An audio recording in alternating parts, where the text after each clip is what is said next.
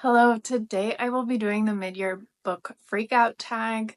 I always enjoy watching other channels do this tag.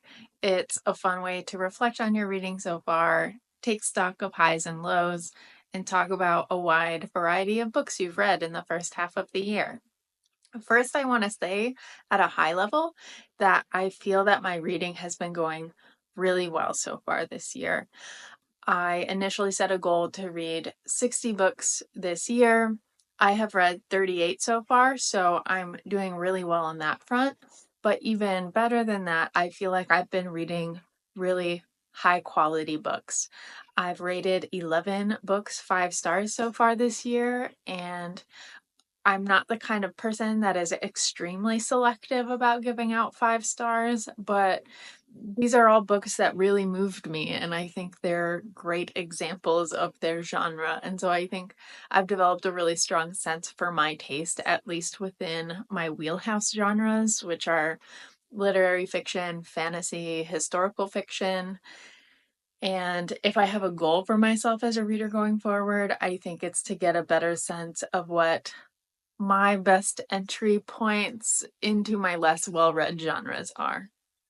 But let's go ahead and get into it. The first prompt is, what is the best book you've read so far?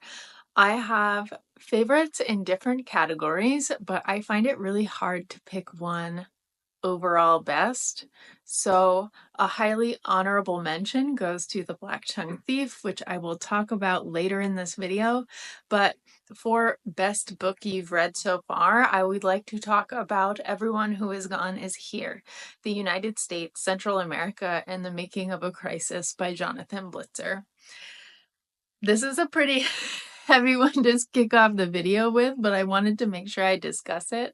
This is a book tracing the history of the refugee crisis in the US from Central America. It synthesizes personal stories of Central American migrants suffering humanitarian crises and organizing for better living conditions and justice in both Central America and in the US, with a structural analysis of imperialism and how different political and bureaucratic forces brought us to the place that we're at today.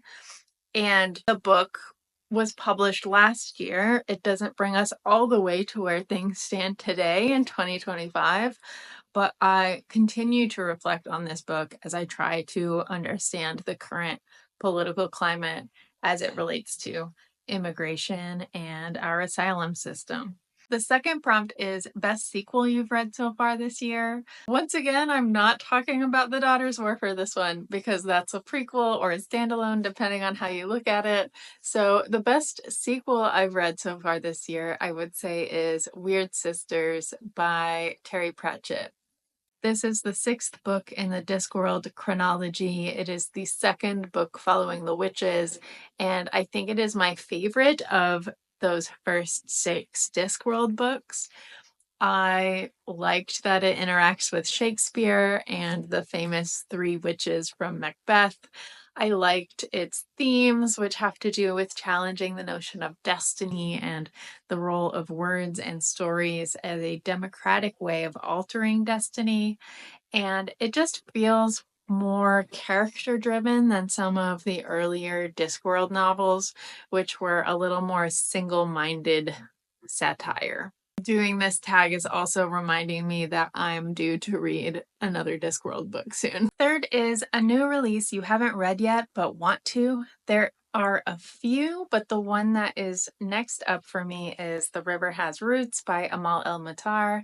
I just picked up this novella from the library yesterday, and it has these beautiful illustrations, and I've also heard that the audiobook has beautiful sound effects and singing, so I'm planning to tandem read this. I could knock it out in a day, it looks like.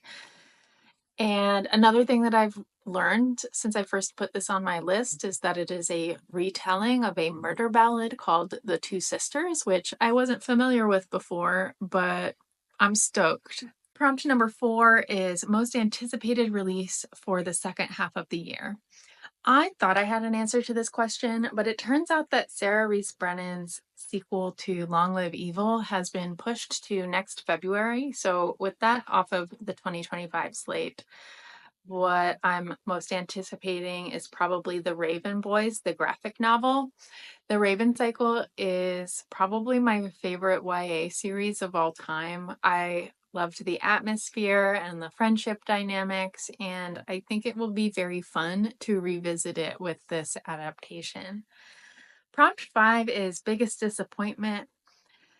This question is a little tough because most of the books that I didn't love this year are books that I didn't necessarily expect to love. But I think The Backyard Bird Chronicles would be my biggest disappointment. This is a nature memoir by Amy Tan that shares her journaled observations watching the birds that visit the bird feeders in her backyard. And I guess my disappointment stemmed from a misalignment between what I was expecting and what the book was offering. I was expecting something that was a little more memoir. That would be a little more reflective and personal, and this wasn't that. It was very focused on the birds in a way that also didn't educate me about birds and birding, and so I mostly felt bored. But it had, beautiful illustrations. So if that's what you're looking for, go read that book. Number 6 is biggest surprise, and this is also a little tough, but I guess We Solve Murders by Richard Osman was a nice, pleasant surprise. It's not that I didn't expect to like it, but I do think I had tempered my expectations a little because mystery isn't my wheelhouse. I hadn't read Richard Osman before, and it's hard to know beforehand if an author's humor will gel with yours. But I liked the humor. I liked the heart in this book, and I loved this eccentric cast of characters. So I would say the degree to which I liked this one was a gentle, nice surprise. Number 7 is my favorite new author, and this is either a debut or it's just someone who's new to me.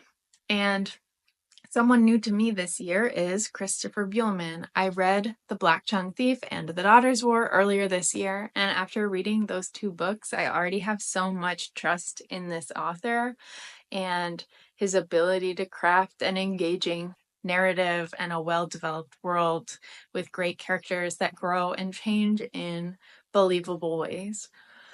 In these two books, I see so much range in what he can do.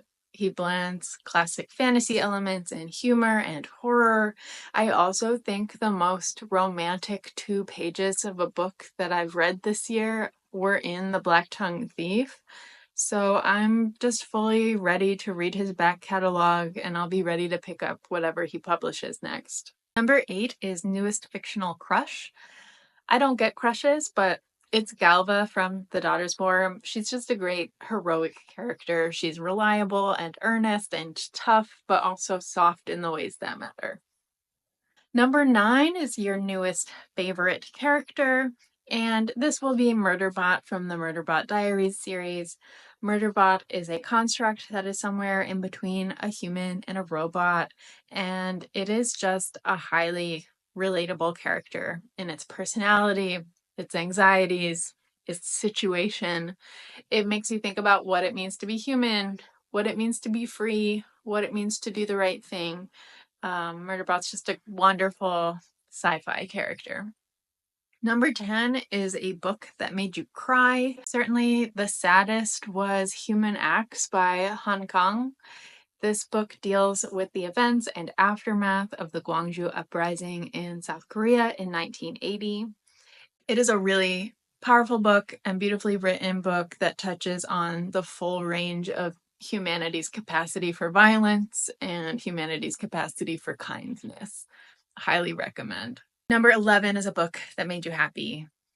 And this one has to go to Niccolo Rising by Dorothy Dunnett. I've said it all before, but this one just hits all my buttons for action and emotion and well-researched history and beautiful prose. I love the melodrama of this series. Next, we have the most beautiful book you've bought so far this year or received. I have only obtained under my ownership one book so far this year, so I give myself permission to expand this to any book I've read so far. But in fact, I think the one book that I've received as a gift this year is the winner, which is The Morning Side by Taya Obrecht. This has a beautiful cityscape on the cover. I love the color palette. It's a climate dystopia, magical realism. I'll find out later this year. And the final question is, what books do you need to read by the end of the year? I don't want to linger on this question too much because I'm the kind of person that has like 8 different TBR lists and challenges going at the same time. I find it motivating. I've already talked about some of these lists on my channel ad nauseum, but right now I think I'd most like to make progress on the Nicola Rising series, and I would really like to read Demon Copperhead by Barbara Kingsolver soon. Something else that's coming in the latter half of this year is the Wisconsin Book Festival, which is a long weekend full of public author events. And so when that schedule gets announced, I'd love to try and read in preparation to attend that festival as much as I can. That is all of the questions for this tag. I kind of speed ran through it, but thank you so much for watching. Let me know what your thoughts are in the comments, and I'll see you next time.